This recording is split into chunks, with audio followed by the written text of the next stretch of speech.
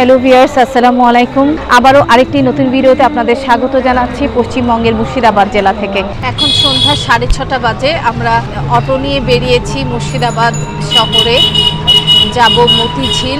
মুর্শিদাবাদের মতিঝিল পলাশী ষড়যন্ত্রের আখড়া, ঘসিটি বেগমের প্রাসাদ হিসেবে যার পরিচিতি, সেই মতিঝিল যেখান থেকে 1757 সালের 21শে জুন নবাব সিরাজউদ্দৌলার সৈন্যবাহিনী নিয়ে যুদ্ধের জন্য যাত্রা শুরু করে পলাশীর প্রান্তরের দিকে। মুর্শিদাবাদ আসার পর দেখলাম নবাবী আমলের ঐতিহ্য আজও ধরে রেখে এখানকার রাস্তায় চলছে ঘোড়ার গাড়িগুলো। নবাবী আমলের ঐতিহ্য বলতে এতটুকুই বোধহয় মুর্শিদাবাদে অবশিষ্ট আছে। এখানে রাস্তায় আধুনিককালের গাড়ি যেমন চলে তেমনি চলাচল করে ঘোড়ার গাড়ি। যেহেতু রাত, তাই মতিঝিল যাওয়ার জন্যে আমি দ্রুতগতির একটা অটো বা টোটোকেই বেছে নিলাম। যাচ্ছি আর ভাবছি সেই 250 বছর আগের নবাবী আমলের ইতিহাস খুঁজতে আমি আজ মুর্শিদাবাদ। এই মুর্শিদাবাদের আকাশ নদী সব একই রকম আছে, কালের সাথে বদলে গেছে শুধু এখানকার অবকাঠামো। সাক্ষী হয়ে আছে শুধু কিছু পুরনো দালান কোঠা আর বয়ে চলা ভাগীরথী নদী। বাংলার রাজধানী জাহাঙ্গীরনগর বা ঢাকা থেকে এই মুর্শিদাবাদের স্থানান্তর প্রথম স্বাধীন নবাব মুর্শিদ কুলি খাঁর শাসনামল থেকে শুরু করে শেষ স্বাধীন নবাব সিরাজউদ্দৌলার মসনদে আরোহণ, তার দুর্ভাগ্যজনক পতন, বেঈমানদের সিংহাসনে আরোহণ, কত কিছুর না সাক্ষী এই মুর্শিদাবাদ। পরশ্রীকাতরতা, বেঈমান, নিমকহারাম, ষড়যন্ত্র, এই শব্দগুলো বাংলায় জন্ম হয়েছিল সম্ভবত এই মুর্শিদাবাদ থেকেই। মিনিট 20 চলার পর পৌঁছে গেলাম মতিঝিল। এখানে এসে দেখলাম জায়গাটির এরা নতুন নামকরণ করেছে প্রকৃতি তীর্থ নামে, কিন্তু প্রবেশ মুখের গেটে ইংরেজি অক্ষরে বড় করে লেখা আছে মতিঝিল। এখানে মতিঝিলে যাওয়ার টিকিট কাউন্টার, জনপ্রতি 30 টাকা করে টিকিট কেটে আমরা এখন যাচ্ছি।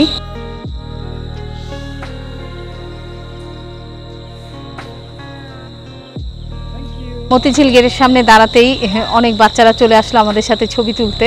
আমরা ছবি তুলছিলাম দাঁড়িয়ে, তো ওদের সাথেও ছবি তুললাম, ভিডিও করলাম। নবাব সিরাজউদ্দৌলার নানা নবাব আলীবর্দী খানের ছিল 3 মেয়ে। তার বড় মেয়ের নাম ছিল মেহেরুন্নেসা বা ঘসিটে বেগম। আলীবর্দী তার 3 মেয়েকেই তার বড় ভাই হাজী আহমদের 3 ছেলের সঙ্গে বিয়ে দেন। ঘসিটি বেগমের স্বামীর নাম ছিল নওয়াজেশ মোহাম্মদ খাঁ। এই নওয়াজেশ মোহাম্মদ খানকে আলীবর্দী খান প্রথমে ঢাকার নায়েবে নাজিম নিযুক্ত করেন, পরে ঢাকার নবাবও করেন, যাকে বলা হতো ছোটে নবাব। নওয়াজেশ মোহাম্মদ খাঁ তার স্ত্রী ঘসিটি বেগমকে মতিঝিলে একটি প্রাসাদ বানিয়ে দেন। এই প্রাসাদের নাম দেয়া হয় সাঙ্গি দালান বা শাহী দালান। এই প্রাসাদ অঞ্চলটি মতিঝিল নামে পরিচিত। কেমন ছিল জায়গাটি? শিল্পীর তুলিতে আঁকা যদি দেখাই তাহলে আপনারা কিছুটা বুঝতে পারবেন। সাঙ্গি দালান বা ঘসিটি বেগমের প্রাসাদ ঘিরে তৈরি করা হয় ইংরেজি ইউ বা ঘোড়ার নালের আকৃতির একটি ঝিল। কথিত আছে নবাব কন্যা ঘসিটি বেগমের খুব শখ ছিল মুক্তা চাষের। এই ঝিলে তিনি মুক্তা চাষ করতেন। এ কারণে তখন জায়গাটির নাম হয় মুক্তা মানে মতি, আর ঝিল মতিঝিল। অনেকেরই মতে মতিঝিল ছিল ভাগীরথী নদীর একটি সর্পিল বাঁকা গতিপথ। সে সময়ে এই ঝিল থেকে প্রচুর পরিমাণে মতি সংগ্রহ করা হতো বলে এর নাম রাখা হয় মতিঝিল। আমরা যে রাস্তাটা দিয়ে হেঁটে যাচ্ছি এটা বেশ প্রশস্ত, এবং এই প্রশস্ত রাস্তার দুপাশে খুব সুন্দর সাজানো গোছানো বিশাল বড় বাগান। অন্ধকারের জন্য দেখানো যাচ্ছে না। শুরুতেই ঢুকতেই ছিল আম্রকানন। এইমাত্র গোলাপ বাগান ক্রস করে এলাম।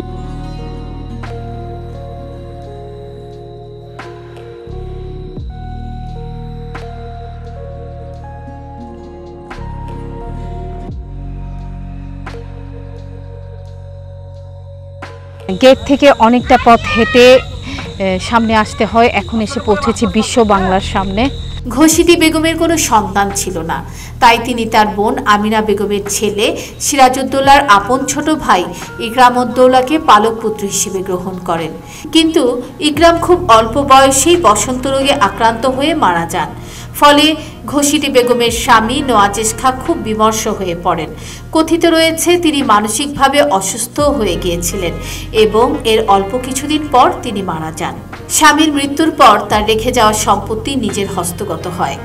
সেই সঙ্গে নবাব কন্যার মর্যাদা প্রয়োগ করে ঘসিটি বেগম প্রচুর ধন সম্পদ সঞ্চয় করেন। খোরশিদি বেগম ছিলেন উচ্চাভিলাষী। আলীবর্দী তার ছোট মেয়ে আমেনার ছেলে সিরাজউদ্দৌলাকে তার উত্তরাধিকার মনোনীত করলে খোরশিদি বেগম ষড়যন্ত্রে লিপ্ত হন। প্রতিহিংসা পরায়ণ এ নারী তার দ্বিতীয় বোনের পুত্র শওকত জংকে সিংহাসনে বসানোর জন্য নানা ষড়যন্ত্রের জাল বিস্তার করেন। কিন্তু সিরাজ নবাব হওয়ার পর বিদ্রোহী শওকত জংয়ের বিরুদ্ধে ব্যবস্থা নেন। পালক পুত্র ইকরামউদ্দৌলার মৃত্যু ও শওকত জংয়ের পরাজয়ের ফলে খোরশিদি বেগমের প্রতিহিংসা চূড়ান্ত রূপ ধারণ করে। সিরাজকে মসনদ থেকে হটানোর ষড়যন্ত্রের প্রধান কারিগর হিসেবে আবির্ভূত হন তিনি। শুধু তাই নয়, সিরাজের বিরুদ্ধে ষড়যন্ত্রের প্রধান আখড়াবাড়ি ছিল এই খোরশিদি বেগমের মতিঝিল প্রাসাদ। ইংরেজদের কাশিমবাজার কুঠি ও মতিঝিলের খোরশিদি বেগমের প্রাসাদ ছিল ষড়যন্ত্রের মূল পরিকল্পনা কেন্দ্র। সিরাজ পরে বাধ্য হয়েই কাশিমবাজার কুঠি ও মতিঝিলে আক্রমণ করেন, কিন্তু তাতেও তাদের ষড়যন্ত্র বন্ধ হয় না। খোরশিদি বেগম এবার মির্জাফর, রাজপল্লব, রায়দুর্লভ, জগৎ শেঠ, উমিচাঁদের সঙ্গে হাত মেলান। সিরাজকে হটানোর সভাগুলো বেশিরভাগই হতো মতিঝিলে। খোরশিদি বেগম এ কাজে মির্জাফর চক্রের পেছনে প্রচুর অর্থ ঢেলেছেন। খোরশিদি বেগমের এই ষড়যন্ত্র সফল হয়েছে। প্রহসনের পলাশির যুদ্ধে মির্জাফর চক্রের বিশ্বাসঘাতকতার কাছে সিরাজের পরাজয় হয়, কিন্তু বাংলার ললাটে চিরদিনের মতো কলঙ্ক তিলক লেগে যায়। মতিঝিলে আমার রাতে আসার উদ্দেশ্য হচ্ছে এখানে যে চমৎকার লাইট অ্যান্ড মিউজিক শো হয় সেটা দেখার জন্যে, যা 1757 সালের ইতিহাসের উপর ভিত্তি করে। আর খোরশিদি বেগমের প্রাসাদ দেখার ইচ্ছাটা তো ছিলই। লাইট অ্যান্ড সাউন্ড শো দেখতে আমরা অনেকটা পথ হেঁটে এসেছি, আরও সামনে যেতে হবে। এই জায়গাটা কতটা বড় সেটা বোঝাতে গেলে বলতে হয় যে আমরা প্রায় 15 মিনিট ধরে হাঁটছি লাইট অ্যান্ড সাউন্ড শোর কাছে যাওয়ার জন্যে। এখনও পৌঁছায়নি। লাইট অ্যান্ড সাউন্ড শো দেখার জন্য টিকিট লাগবে জনপ্রতি 20 টাকা, কিন্তু আনফর্চুনেটলি কিছুদিন ধরে এই শো হচ্ছে না। আমার পেছনে একটি মঞ্চ রয়েছে, আর সেই মঞ্চে আছে 5 জন ষড়যন্ত্রকারীর মূর্তি, যারা নবাবের পতনের পেছনে দায়ী। এই জায়গাটাতেই লাইট অ্যান্ড সাউন্ডের মাধ্যমে সেই সময়কার ষড়যন্ত্রের পটভূমির হিস্ট্রিটা ক্রিয়েট করা হয় এবং শো এর মাধ্যমে সেটা দেখানো হয়। যাই হোক, ভিতরে হালকা লাইটের মধ্যে যতটুকু গার্ডেনটা দেখতে পেরেছি সেটাই অনেক সুন্দর। আস্তে আস্তে অনেকগুলো পদ্মপুকুর পড়ল, শিশুদের মাঠ, বিশ্রামাগার, অনেক কিছু আছে এখানে। অন্ধকারে যদিও স্পষ্ট দেখা যাচ্ছিল না, কিন্তু বিশাল বড় এলাকা নিয়ে এই মতিঝিলকে সাজানো হয়েছে। দুর্ভাগ্য লাইট এন্ড শো দেখা হলো না। আরও দুর্ভাগ্য খোরশিদি বেগমের প্রাসাদটিও দেখা গেল না, কারণ প্রাসাদটির আজ আর কোনো অস্তিত্বই নেই, সব ধ্বংস হয়ে গেছে। মতিঝিলের এই চত্বরেই ছিল খোরশিদি বেগমের সেই প্রাসাদ। ইট কাঠের এই প্রাসাদ আজ আর নেই, মাটির সঙ্গে মিশে গেছে বহু আগেই। নতুন করে এখানে তৈরি করা হয়েছে খোরশিদি বেগম ও চক্রান্তকারীদের ভাস্কর্য। আসলে বিশ্বাসঘাতকদের পরিণতি কখনোই ভালো হয় না।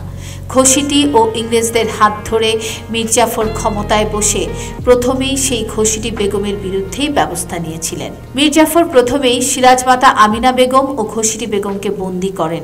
শুধু তাই নয়, আমিনা ও খোরশিদিকে মুর্শিদাবাদ থেকে ঢাকায় নিয়ে এসে জিঞ্জিরা প্রাসাদে বন্দী করে রাখা হয়, কিন্তু মির্জাফরের পুত্র মিরন তাতে নিরাপদ বোধ করেননি। তাই খোরশিদি বেগমকে আবার মুর্শিদাবাদে ফিরিয়ে নেওয়ার কথা বলে নদীতে নৌকা ডুবিয়ে তাদের হত্যা করেন।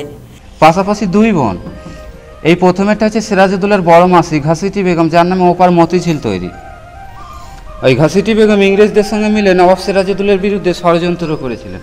আর ওই পাশের সমাধিটা হচ্ছে নবাব সিরাজউদ্দৌলার মা আমিনা বেগম, আলীবর্দীর ছোট মেয়ে। মির্জাফরের ছেলে মিরন এনাদেরকে জলে ডুবিয়ে মেরেছিল বজরাতে করে। এখন নৌকো বলি, তখনকার যুগে বজরা বলতো, কিন্তু বজরা বাড়ির রকম সাজানো থাকতো, একটাই গেট থাকতো। ওই বজরাতে এনাদেরকে 3 জনকে চাপিয়ে দিয়ে বজরার তলে ছোট্ট করে ফুটো করে দিয়েছিল মিরন। ওই বজরাতে এনারা ডুবে মারা গিয়েছিল ঢাকা থেকে আসার টাইমে। পলাশির পরাজয়ের পর লর্ড ক্লাইভ এই প্রাসাদে লুটপাট চালান। ঝিলের ওপারেই ক্লাইভ তার নিজের জন্য বাংলো বানিয়েছিলেন। স্বাধীন বাংলার বুকে মতিঝিলেই ব্রিটিশরা প্রথম প্রাসাদ তৈরি করে বসবাস শুরু করে। নেই সেই ষড়যন্ত্র, ঘোষিটির প্রাসাদ বা ক্লাইভের সেই বাংলো আজ আর নেই। রয়েছে শুধু একটি হ্রদ, হয়তো একটি জাতির পরাজয় আর গ্লানির নীরব অশ্রুবিন্দু হয়ে। মতিঝিলের নোনা জল যেন একটি জাতির অশ্রুবাড়ি। এর ওপর দিয়ে ভেসে আসা বাতাসে কান পেতে শুনি আমাদেরই পূর্বপুরুষের অস্ফুট কান্না। মুর্শিদাবাদের মতিঝিল থেকে আমার আজকের এই ভিডিও এখানেই শেষ করছি। ভিডিওটি ভালো লাগলে লাইক, কমেন্ট আর শেয়ার করতে ভুলবেন না। সবাই ভালো থাকবেন, সুস্থ থাকবেন। আল্লাহ হাফেজ।